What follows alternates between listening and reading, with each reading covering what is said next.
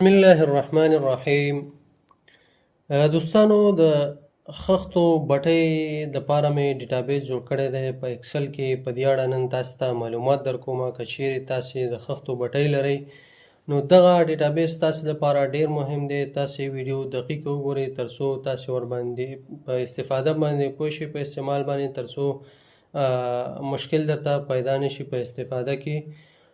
راځو لومړی چې دی موږ سره دا ډشبورډ دی، په دې کې موږ سره مکمل راپور دی د بټۍ په اړه چې بټۍ کې مطلب څومره موجود خښتې دي په سټاک کې، څومره مصرف دی د څو توکو، د موټرو، د کارمندانو، نور مصارف، څومره موجود خښته ده موږ سره په میدان کې. دغه ټول معلومات همدارنګه موږ سره چې دی په ګرافیکي شکل هم موږ ته د چارت په شکل یې ښیي. راځو لومړی شروع چې د هغه د کارمندانو نه کوو. کارمندانو په بټن به تاسې کلیک وکړئ. دلته موږ سره دوه ډوله کارمندان دي.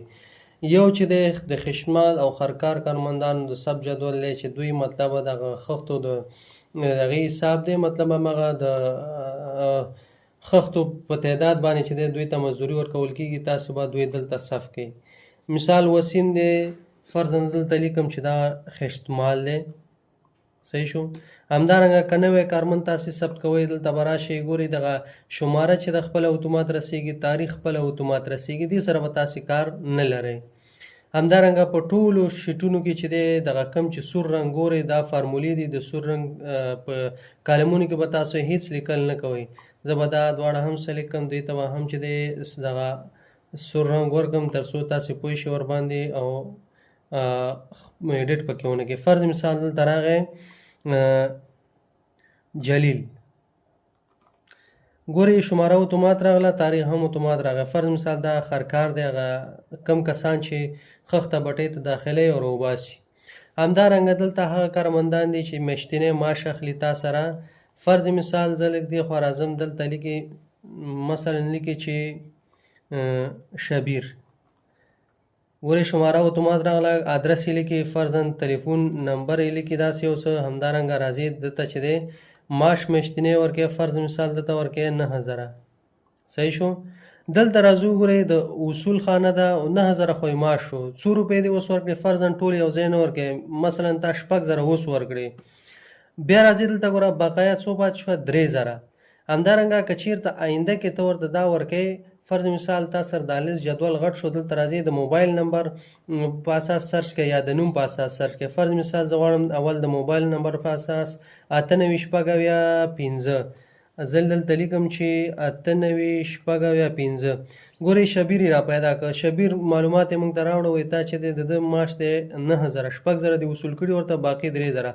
دغه 3000 که ته ورته اوس وصول کړي انټر یې کې، ګوره اتومات چې دی دا بقایا چې د څنګه شوه 0 شوه او دته چې دی هغه پیسې وصول شوې. زه به دا بیرته کلیر کړم دې ځنه. همدارنګه راځي د نوم په اساس هم سرچ کولی شي او د موبایل نمبر په اساس. اوس راځو بیرته لومړی شیټ چې وه کارمندان وشو، اوس راځو د خامه خښتې ته. مثال دغه کسان راځي په هغې کې چې دی خامه خښته اچوي په میدان کې. فرض مثال زه دلته لیکم یو کس چې هغه خامه خښته اچوي، فرض مثال زه لیکم چې وسیم. ګورئ وسیم چې دا خشتمال دی. صحیح شو. دا موږ سره راغی. فرض مثال مازدیګر کې ته حساب کوي چې د څومره خښتې واچولې، مثلا د 4000 خښته په یو ورځ باندې واچوله. صحیح شو. ګوره پیسې چې دی فرضاً زر چې دی دته ته 3500 روپۍ په زر خښتو ورکوې، نو خپله دلته اتومات 3500 راغلي، نو ټوټل څو روپۍ شي د ده یو ورځې 1400 روپۍ شي. فرضاً دته دی زر وصول کړي، زر افغانۍ دی چې وصول کړي ورته، ګوره بقایا څو شوي 400. نو که دا 400 ته دلته ورته وصول کړي نو ټوټل به چې دی د ده څنګه شي، د ده هغه پیسې چې دی هغه به دا 4000 شي، یو صفر به کم کړو 400. ګوره اتومات دغه شین رنګ یې واخیسته، مطلب د ده کاته کلیر شوه. دې کې هم د نوم په اساس ته سرچ کولی شي. فرض مثال وسیم دی، وسیم ته چې دی تا پیسې کمې ورکړي دي، ته سرچ کوې پیدا کوې چې وسیم ته هغه بقایا پیسې څنګه کوې ته ورکوې. د دې د سرچ کې لږ ستونزه ده، دا به حل شي. خو د نوم په اساس باندې تاسو کولی شئ دلته یو کارګر نوم پیدا کړئ او سرچ یې کړئ. بیا راځو د خامې خښتې انتقال بټۍ ته انتقالوئ. ګورې دلته موږ سره اوس دغه ټولې خښتې چې دي دلته راځو سټاک کې په میدان کې چې کومه خښته ده موږ سره ټوله 14,000 خښته ده. د میدان څخه وتلې 8,000 ده. ګوره بټۍ کې فعلا 8,000 موجود ده او میدان کې چې نه موجود 15,000 ده. زه اوس راځم د خامې خښتې انتقال کوم. فرض مثال همدغه نور دی. صحیح شو. د نور چې دی څو خښته انتقال کړه؟ فرض مثال د 2,000 خښته چې ده انتقال کړه بټۍ ته. او د پیسو مسله همدغسې ده لکه تاسې دلته ګورئ. په دې طریقې سره چې دی هم وصول او هم چې دی هغه سرچ یې کولی شي. اوس راځو سټاک کې ګورو. 2,000 د انتقال که ګورئ دا 10,000 شو، مخکې 8,000 وه، دا اوس څو شو؟ 10,000. او بټۍ کې په میدان کې څو پاتې شي؟ 3,000. دا په بټۍ کې موجود خښته ده. اوس بټۍ کې چې کله خښته پخه شوه، صحیح شو، پخه خښته ته راوړي د سټاک ته یا د پخو خښتو ګودام ته انتقالوي. نو پخې خښتې ته راځي، دلته چې دی بیا مثال یو نفر راځي، دې ځای نه دلته یې نوم لیکئ. مثال تا سره خوا د کارګرو نومونه به درته یاد وي چې څوک دي. فرضاً زه دلته لیکم چې جلیل ما سره دا کارګر دی. زه راځم پخه خښته چې دی دا انتقالوم جلیل مې ولیکه. دلته ګوره سټاک کې تاسې وګورئ بټۍ کې څومره خښته پخه شوې؟ 2,000. فرض مثال زه 1,500 1,500 خښته دنه څنګه کوم؟ انتقالوم. او څو کومه خښته تا سره 4 قسمه، اول دویم دریم او توره خښته.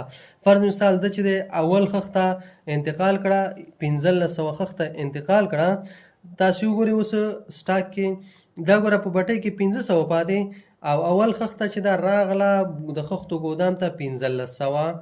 نو که چېرته په دغه طریقې سره تاسې کولی شئ د سټاک د بټۍ او خامې خښته چې میدان کې ده په بټۍ کې ده او ګودام کې ده، په دې طریقې سره تاسې کولی شئ دا څنګه کوئ؟ دا کنټرول کوئ. اوس راځو په دې باندې تاسې پوه شو انشاءالله. د دې فروش ته راځو. فروش کې چې دی تاسې راځئ، فرض مثال دلته چې دی وسیم راغی، تلیفون نمبر یې تاسې دلته لیکئ. تلیفون نمبر مو چې ولیکه، راځئ دې ځای نه دا کومه خښته وړي؟ موبایل نمبر چې دی دا په ولیډیشن رولز اپلای شوی، دا به لرې کوتنی. دلته راځئ فرض مثال د چې دی کانکر خښته چې دی واخیسته. څومره واخیسته؟ فرض مثال 1000. تاسو لومړی دلته وګورئ تا سره کانکر خښته چې ده ټوټل موجوده 3,240 خښته ده. نو فروش ته راځو. دا چې دی کانکر خښته خرڅوي فرض مثال 3,000. صحیح شو. قیمت فی خښته، یو دانه خښته ته په 100 روپۍ ورکوي. فرض مثال دا کانکر خښته ده، مثال زه ورته یم دا په 2 روپۍ باندې. دلته راځئ ګوره ټوټل څو شوي؟ 6,000. دلته وصول فرض مثال دې کس چې دی تا ته 4,000 درکړي، د ده پاتې څو شو؟ 2,000 باقي شو. مثال آینده کې دا 2,000 درکوي. دلته دې ځای نه 2,000 لیکي. همدارنګه د سرچ سیستم دی، دې ځای نه کولی شي چې تاسې سرچ وکړئ او دغه چا باندې مو چې پیسې پاتې دي هغه سرچ کې په اسانۍ سره تاسې را پیدا کړئ. ګورئ مونږ چې د کانکر خښته 3,000 خرڅه کړه. سټاک کې تاسې اوس وګورئ، سټاک چک کې کانکر خښته ګوره ټوله 3,240 ده، خرڅه شوه 3,000. پاتې پکې څو شوه؟ 240 خښته ته د کانکر خښته لري. دا د فروش مسله شوه. دې باندې تاسې پوه شوئ. اوس راځو د سون توکو او د موټرو مصارفو ته. سون توکي ته راځئ. دې ځای کې چې دی مثلا ته راځئ چا نه چې دی سون توکي اخلي، فرض مثال هغه بیل درکوي. مثال د بیل نمبر یې 3 شو. صحیح شو. او د نوم یې څه دی؟ مثال لیکي چې حامد یې نوم شو. جنس یې فرض مثال تا ته څه درکړه؟ زغال دې ته نه واخیسته. څو ټنه؟ فرض مثال تا ته نه واخیسته 3 ټنه. صحیح شو. ټن دې په څو واخیسته؟ مثال فرضاً 1,100. صحیح شو. عین هماغه سیستم دی. ګوره 3,300 روپۍ شوي. وصول دې پکې څو کړي؟ فرض مثال 2,500 دې وصول کړي. همدارنګه 800 باقي شوي. آینده کې ته راځئ د نوم په اساس دا سرچ کوئ. ته وایې چې زه غواړم دغه حامد ته خپلې پیسې ورکوم، نو حامد به تاسې سرچ کړئ. ګوره حامد یې راواړو اتومات. دلته راځئ 800 روپۍ چې د آینده کې دې ورکړئ، دا انټر کا. ګوره دا 0 شو او دلته یې کاته څنګه شوه؟ هغه شنه شو، مطلب دا کاته کلیر شوه. همدارنګه د بیل نمبر په اساس یې ته سرچ کولی شوي. دا د سون توکي شو. موټرو مصارفو ته راځئ. موټرو مصارف باندې کلیک کوئ. دلته راځئ فرض مثال تا سره تراکتور دی. تراکتور چې دی ډریور یې څوک دی؟ مثال یونس یې ډریور دی. او د یو ساعت چې دی مطلب یا د پیري په حساب څومره کار کوي؟ فرض مثال 500 روپۍ ورکوي. څو پیري یا څو ساعته کار یې وکړو؟ فرض مثال 2 ساعته یا 2 پیري. نو که ساعت یې کار کړی دې ځای نه به تاسې ساعت انتخاب کړئ، او که پیری کړي بیا پیری انتخاب. مثال زه ساعت انتخاب کوم. ګوره ټوټل پیسې څو شوې 1000 افغانۍ. دې ځای نه همغه سیستم دی اصول اوس فعلا نغدې څو ورکوې مثال زه ورته نغدې ورکوم 800 صحیح شو 200 باقي شو دا آینده کې 200 ورکوې د سرچ له لارې ته کولی شي دا را پیدا کړي. ښه راځو نور مصارف تا سره دي. فرض مثال ته بټۍ ته همداسې شیان راوړې مصرف فرضاً ته وایې چې ډوډۍ مې راوړه ډوډۍ مقدار فرض مثال 20 ډوډۍ دې راوړې ټوټل قیمت یې څو شو مثلا زه وایم چې د دې ټوټل قیمت 180 شو. ګوره په دې تاریخ باندې تاریخ خپل اتومات را اضافي معلوماتو کې دلته لیکلی شي چې دغه په دغه طریقه او په دغه هغې باندې مصرف شوی دی.